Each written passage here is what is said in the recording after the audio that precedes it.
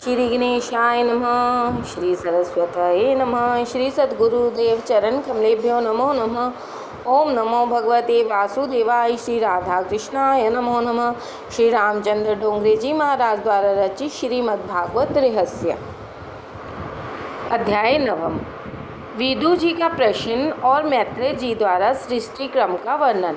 विदुर जी कहते हैं कि एक बार मुझसे भूल हो गई तो मुझे देव से मनुष्य बनना पड़ा, और अगर अब भी मैं असावधान रहा तो मुझे पशु बनना पड़ेगा। फिर इसके बाद मैत्रेय जी से विदुर जी ने अनेक प्रश्न पूछे। भगवान अकर्ता हैं, फिर भी कल्प के आरंभ में इस सृष्टि की रचना उन्होंने कैसे की? संसार में सभी लोग सुख के लिए प्रयत्न करते हैं, फिर भी न तो उनका दुख दूर होता है और न ही उन्हें सुख मिलता है। ऐसा क्यों? इन प्रश्नों का उत्तर मिले ऐसी कथा कीजिए और भगवान की लीलाओं का वर्णन कीजिए। मैत्रेय जी ने कहा, सृष्टि की उत्पत्ति की कथा भागवत में बार बार आती है। तात्विक दृष्टि से जगत मिथ्या है, अतः साधुओं ने उसका अधिक विचार नहीं किया है, किंतु सृष्टि के कर्ता का बार बार विचार किया है। परमात्मा को माया का स्पर्श हुआ तो उसके संकल्प किया कि मैं एक से अनेक बनूं, एकोहम बहुश्याम। पुरुष में से प्रकृति, प्रकृति में से महत्तत्व में से अहंकार उत्पन्न हुआ। अहंकार के 4 प्रकार हैं। फिर पंच तन्मात्रा से 5 महाभूतों की उत्पत्ति हुई, किंतु ये तत्व स्वयं कुछ भी नहीं क्रिया नहीं कर सकते थे, अतः ईश्वर ने हरेक वस्तु में प्रवेश किया। उपनिषद में कहा है कि प्रत्येक में प्रभु ने प्रवेश किया, अतः सारा जगत परमात्मा का मंगलमय स्वरूप है। भगवान की नाभि से कमल उत्पन्न हुआ, उनमें से ब्रह्मा जी प्रकटे। ब्रह्मा जी ने कमल का मुख खोजने का प्रयत्न किया तो चतुर्भुज नारायण के दर्शन हुए। ब्रह्मा जी ने उनका स्तवन किया। संतति और संपत्ति भगवत कृपा का फल नहीं है, प्रारब्ध का फल है। भगवान जिस पर कृपा करते हैं उसका मन शुद्ध होता है। बिना मन शुद्धि के ईश्वर का दर्शन नहीं होता। ईश्वर के दर्शन के बिना जीवन सफल नहीं होता। जिसने मुझे जन्म दिया उसी को जानने का मैंने प्रयत्न भी नहीं किया। मेरे जैसा मूर्ख और कौन होगा? ब्रह्मा जी को डर लग रहा है कि संसार में आने पर इंद्रियां कहीं गलत रास्ते पर न चली जाएं। ब्रह्मा जी ने सृष्टि का निर्माण किया, काम को जन्म दिया। काम ने प्रथम पिता को मोहित किया। प्रथम हुए स्वयंभू मनु और शतरूपा रानी। उस समय पृथ्वी तो रसातल में डूबी हुई थी। ब्रह्मा जी ने सोचा कि प्रजा का निर्माण तो करूं, किंतु उसे बसाऊं कहाँ? अतः नासिका में से वराह भगवान प्रकट हुए। उन्होंने पृथ्वी को पानी में से बाहर निकाला, रास्ते में हिरण्याक्ष को मारा और पृथ्वी का शासन मनु के हाथ में सौंपकर भगवान स्वधाम लौट गए। विदुर जी ने कहा कि आपने तो बहुत संक्षिप्त कथा सुनाई, इस कथा का रहस्य क्या है? वह हिरण्याक्ष कौन था? धरती रसातल में क्यों डूबी? वराह नारायण का चरित्र मुझे सुनाइए। यह कथा मैत्रेय जी ने विदुर जी को सुनाई थी और शुकदेव जी ने परीक्षित जी को। राधे राधे। कश्यप ऋषि और दीति की कथा। दीति कश्यप ऋषि की धर्म पत्नी थी। एक दिन सायंकाल दीति श्रृंगार करके पति के पास आई और काम सुख का उपभोग करने की इच्छा प्रकट की, क्योंकि वह कामातुर हो गई थी। कश्यप ने कहा, देवी, यह समय सायंकाल का है, अतः समय काम सुख के लिए उपयुक्त नहीं है। इस समय कामाधीन होना ठीक नहीं है। जाओ, दीपक जलाओ। शास्त्र में कहा गया है कि सौभाग्यवती स्त्री लक्ष्मी का अंश है। सायंकाल के समय लक्ष्मी नारायण घर आते हैं। उस समय घर बंद होगा तो लक्ष्मी जी श्री कृष्ण जी जय श्री कृष्ण कहती हुई वापस लौट जाएंगी। आजकल तथाकथित सुधरे हुए लोग खास करके शाम को ही ताला लगाकर बाहर निकल पड़ते हैं। घूमने जाना ही हो तो सूर्यास्त के पहले लौट आना चाहिए। स्त्रियों को चाहिए कि शाम को घर के बाहर भटकती न फिरें। संध्या के समय तुलसी जी की पूजा करो और दीपक जलाओ। भगवान के आगे धूप दीप जलाओ। मनुष्य के हृदय में अंधकार है, वहाँ प्रकाश जलाना है। दशम स्कंद में कथा है। गोपियाँ यशोदा जी से फरियाद करती हैं कि कन्हैया हमारा माखन चुराकर खा जाता है, तो यशोदा जी कहती हैं कि अंधेरे में माखन रखा करो जिससे कन्हैया उसे देख ना पाए। गोपियाँ कहती हैं कि माखन तो अंधेरे में ही रखा था, किंतु कन्हैया के आते ही वहाँ उजियारा छा गया। ईश्वर पर प्रकाशी नहीं है, वह तो स्वयं प्रकाशी है। परमात्मा को दीपक की आवश्यकता नहीं है, दिए की जरूरत तो मानव को है। सायंकाल सूर्य और चंद्र के तेज क्षीण होते हैं, दुर्बल होते हैं। सूर्य बुद्धि का स्वामी है और चंद्र मन का। मन और बुद्धि के स्वामी सूर्य चंद्र के सायंकाल में दुर्बल होने के कारण मन और बुद्धि में काम उस समय प्रवेश पा जाता है। काम मन में सांझ की वेला में प्रवेश करता है और रात्रि को प्रकट होता है। सायंकाल में प्रभु का नाम जप करोगे तो मन में काम प्रवेश नहीं हो पाएगा। कश्यप ऋषि दीति को समझाते हैं कि भामिनी मान जाओ। भगवान शंकर इस समय जीव मात्र को निहारने के लिए भ्रमण करते हैं, अतः इस समय स्त्री संग करने से भगवान शंकर का अपमान होगा। अपमान के कारण अनर्थ होगा। शंकर भगवान देख लेंगे तो दंड देंगे। भस्मानंतम शरीरम, इस शरीर का अंत में तो भस्म ही होगा। अतः शिवजी भस्म लगाते हैं और जगत को वैराग्य का बोध कराते हैं। शरीर का अतिशय लालन न करो। हमेशा याद रखो कि इस शरीर को एक न एक दिन शमशान में ही जाना है। गृहस्थ आश्रम में विलास के लिए नहीं है, किंतु मर्यादा में रहकर विवेक से काम सुख का उपभोग करके काम का विनाश करने के लिए है, वैराग्य के लिए है। नियम पूर्वक काम के विनाश के लिए यह गृहस्थ आश्रम है। काम ऐसा दुष्ट है कि एक बार हृदय में प्रवेश करने के बाद वह बाहर निकलता ही नहीं है। एक बार काम अंदर प्रविष्ट होने पर तुम्हारा सारा सयानापन हवा हो जाएगा। अतः जीवन ऐसा सादा और पवित्र बनाओ कि मन बुद्धि में प्रवेश करने का अवसर काम कभी पा ना सके। उल्लुओं की एक सभा में प्रस्ताव पास किया गया कि सूर्य नारायण का अस्तित्व है ही नहीं, क्योंकि वे हमें दिखाई नहीं देते। उल्लू सूर्य को देख न सके तो क्या इसका अर्थ यह है कि सूर्य का अस्तित्व है ही नहीं? धर्म में आस्था न रखने वाले, ईश्वर को न मानने वाले इसी उल्लू के बड़े भाई ही हैं। दीति की भेद बुद्धि में से ही इन हिरण्याक्ष और हिरण्यकशिपु का जन्म हुआ है। सभी से में मेरे नारायण का वास है, ऐसा अभेद भाव रखोगे तो पाप नहीं होगा। दीति ने कश्यप जी की बात न मानी और कश्यप भी दीति का दुराग्रह के आगे झुक गए। अंत में दीति को अपनी क्षति का भान हुआ, वह पछताई। उसने कश्यप की पूजा की और भगवान शिवजी से क्षमा याचना की। कश्यप ने कहा कि तुम्हारे गर्भ में से 2 राक्षस उत्पन्न होंगे। पति और पत्नी उचित संयम का पालन न करें तो उनसे पापी प्रजा की उत्पत्ति होती है। पवित्र दिवस जैसे कि दोनों पक्षों की दूज, पंचमी, अष्टमी, एकादशी, चौदस, पूर्णिमा, अमावस्या तथा पर्वों के दिन ब्रह्मचर्य का पालन अवश्य करें। लोग कहते हैं कि काल बिगड़ गया है, अतः पापी प्रजा उत्पन्न हो रही है। वैसे काल भी कुछ कुछ बिगड़ा है तो है ही, किंतु लोगों का दिल ज़्यादा बिगड़ गया है। एकादशी, पूर्णिमा और पवित्र दिनों का विचार किए बिना ही वे कामांध हो जाते हैं, अतएव पापी प्रजा उत्पन्न होती है। काम को हृदय में प्रवेश करने का अवसर ही न दिया जाए। एक बार काम का हृदय में प्रवेश हो गया तो सयानापन निरर्थक हो जाता है। दीति ने भी कामंद होने के कारण सियानापन गंवा दिया था। मनुष्य केवल इस शरीर का भी विचार करेगा तो भी उसके हृदय में शरीर सुख के प्रति तिरस्कार उत्पन्न होगा और वैराग्य के भावों की उत्पत्ति होगी। यह शरीर कैसा है?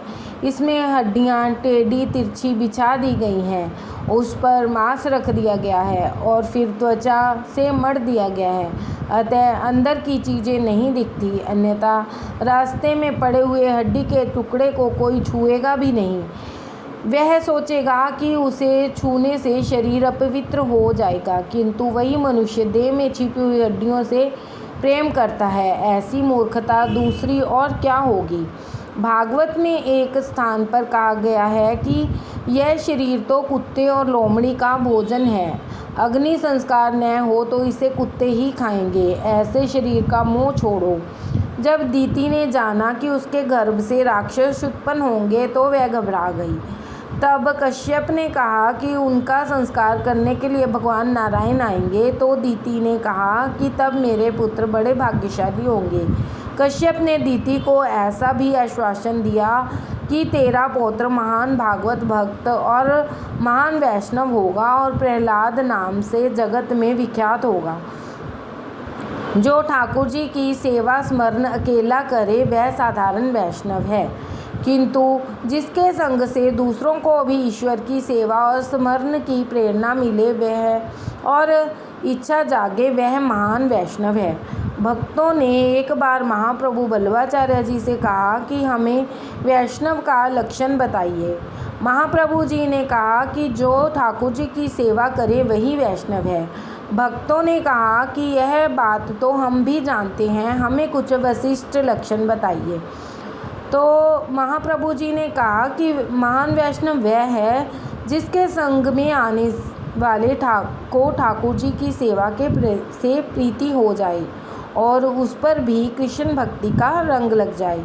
प्रहलाद महान वैष्णव हैं। प्रहलाद के संग में आने वाले पर भी भक्ति का रंग लग जाता है।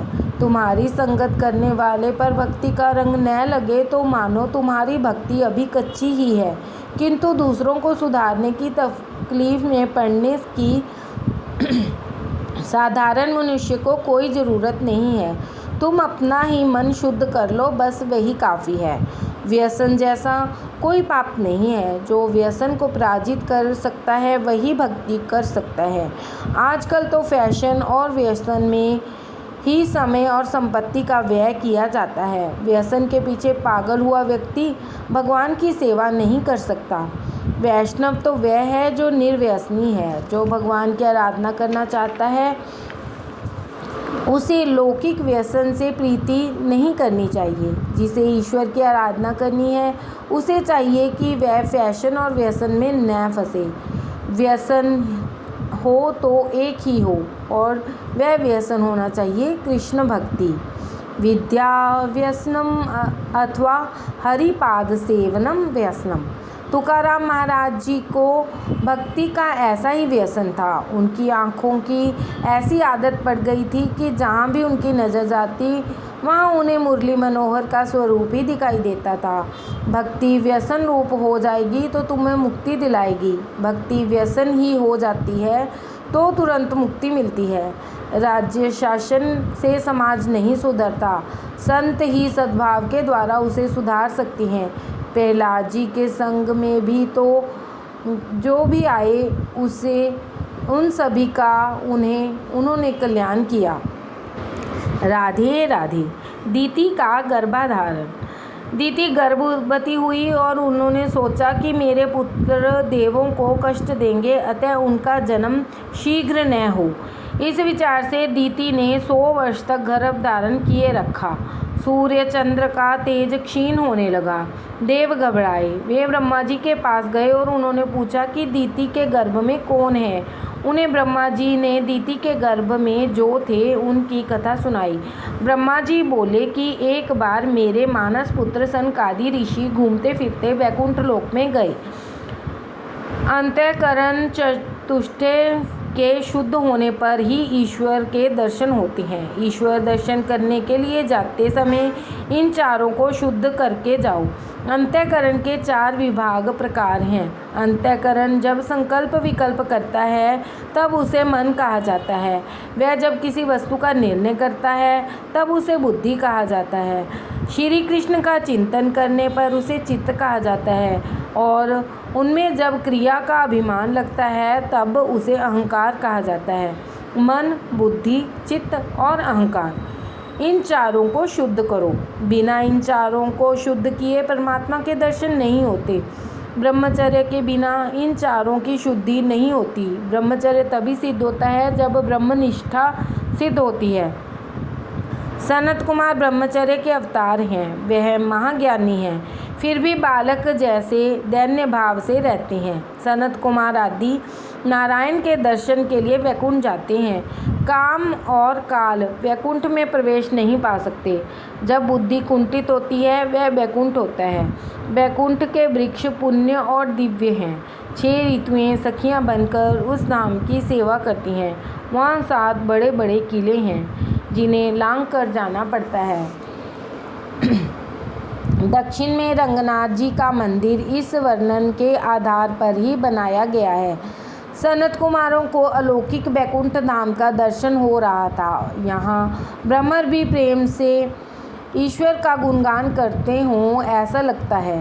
वे भ्रमर गुनगुन कर रहे हैं, मानो श्री कृष्ण का दर्शन कीर्तन ही कर रहे हों। वैकुंठ में विषमता नहीं है। यहाँ के पार्षद भगवान जैसे हैं और दासियाँ लक्ष्मी जी जैसी। पार्षद भी शंख चक्र गदाधारी चतुर्भुज हैं। ईश्वर जब कुछ प्रदान करते हैं तब वे देने में कुछ भी संकोच नहीं करते। भगवान जब देते हैं तब लेने वाला लेते लेते थक जाता है। मनुष्य आखिर कितना ले सकता है। ईश्वर की राजसभा में विषमता नहीं है। तुम भी भोजन आदि में विषमता मत रखो। कई सेठ घर में 3 प्रकार के चावल रखते हैं, नौकरानी के लिए अलग, साधु बाबाओं के देने के लिए अलग और स्वयं खाने के लिए दिल्ली बासमती के चावल। इस तरह 3 प्रकार के चावल रखते हैं। ऐसा भेद कभी नहीं रखना चाहिए। सबके लिए समान भाव से एक ही तरह का भोजन पकाओ। हमारी माताएं परोसने में बड़ी चतुर हैं। अपनी और अपनों की रोटी पर तो कुछ ज़्यादा घी लगाती हैं। भोजन में विषमता मत करो। विषमता करने वाले को संग्रहणी का रोग होता है। विषमता ही वैर को उत्पन्न करती है। विषमता करनी ही पड़े तो सद्भाव से करो। व्यवहार में संपूर्ण समानता नहीं होती। वैकुंठ में विषमता नहीं होती। लक्ष्मी जी भी वैकुंठ में प्रमाद नहीं करती। वहाँ लक्ष्मी जी स्वयं सेवा करती हैं, झाड़ू बुहारती हैं। शुक्रदेव जी कथा नहीं कर रहे अपितु लक्ष्मी नारायण का दर्शन कर रहे हैं। प्रतिबिंब को देखने से बिंब का मोह होता है, तब बिंब को देखने से कितना आनंद होता होगा। वैष्णव भाग्यशाली हैं कि वे प्रतिबिंब को देखते हैं। कन्हैया यशोदा जी से कहते हैं कि यह बालक बहुत सुंदर है, मैं इसके साथ खेलना चाहता हूँ। माता जी समझाती हैं कि यह बालक कोई और नहीं है, वह तो तेरा ही प्रतिबिंब है। अपने प्रतिबिंब का दर्शन करके भगवान स्वयं मुग्ध हो जाता है, तो गोपियाँ बिंब का दर्शन करके भान भूल जाएं, इसमें आश्चर्य की कौन सी बात है। सनत कुमार वैकुंठ में 6 द्वार पार करके 7वें द्वार पर आए। वहाँ जय विजय खड़े थे। सनत कुमार भगवान के प्रासाद में प्रवेश ही कर रहे थे कि भगवान के द्वारपाल जय और विजय ने उन्हें रोका। सनत कुमारों ने कहा कि हम तो माता और पिता लक्ष्मी और नारायण से मिलने जा रहे हैं। सनत कुमार कौपीनधारी थे। कौपीन का अर्थ है केवल लंगोटी नहीं, जितेंद्रिय ही कौपीनधारी हैं। भगवान का दर्शन करने के लिए जितेंद्रिय होकर जाना पड़ता है। द्वारपालों ने सनत कुमारों से कहा कि अंदर से आज्ञा मिलने पर हम आपको प्रवेश करने देंगे, तब तक आप यहीं रुकिए। सनत कुमार सुनकर क्रोधित हो गए। क्रोध कामानुज काम का छोटा भाई है। अति सावधान रहने पर काम को तो मारा जा सकता है, किंतु छोटे भाई क्रोध को मारना कठिन है। काम का मूल संकल्प है। ज्ञानी किसी और के शरीर का चिंतन नहीं करते, अतः काम उन्हें पीड़ा नहीं दे पाता। ज्ञानी पुरुष का पतन काम द्वारा नहीं, क्रोध के कारण होता है। 6 द्वार पार करके ज्ञानी पुरुष आगे बढ़ता है, किंतु 7वें द्वार पर जय और विजय उसे रोकते हैं। योग के 7 प्रकार के अंग ही वैकुंठ के 7 द्वार हैं। वे हैं यम, नियम, आसन, प्राणायाम, प्रत्याहार, ध्यान और धारणा। इन 7 द्वारों को पार करने पर के बाद ही ब्रह्म का साक्षात्कार होता है। योग के 7 अंगों को सिद्ध करने पर वैकुंठ में प्रवेश मिलता है। ध्यान का अर्थ है एक अंग का चिंतन। शरीर, आँख को स्थिर करना ही आसन है। धारणा का अर्थ है सर्वांग का चिंतन। धारणा में अनेक सिद्धियां विघ्न डालती हैं।